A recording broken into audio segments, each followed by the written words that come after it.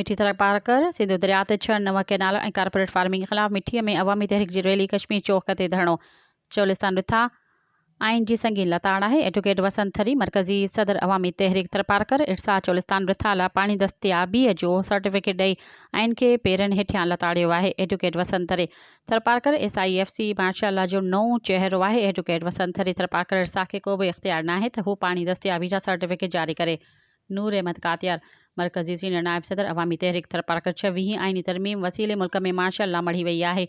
नूर अहमद कातियार तरपारकर चोलिस्तान रिथा लाइ इरसा जो सर्टिफिकेट सिंध जी तबाही जो परवानो है। एडवोकेट राहिल भुट्टो मरकज़ी डिप्टी सेक्रेटरी अवामी तहरीक तरपारकर पीपल्स पार्टी सिंधु दरिया ते धाड़े में मुलविस है। लाल जरवार तरपारकर कारून जेठ समेत सिंध जा तारीख़ी सकाफ़ती माग SIFC जहिड़ो कब्ज़ागीर इदारे हवाले कया पिया वञनि। अब्दुल कादिर रांटो सब्सक्राइब कयो अवामी न्यूज़ HD के ऐं ताज़ा तरीन ख़बरुनि लाइ ॾिसंदा रहो अवामी न्यूज़ HD।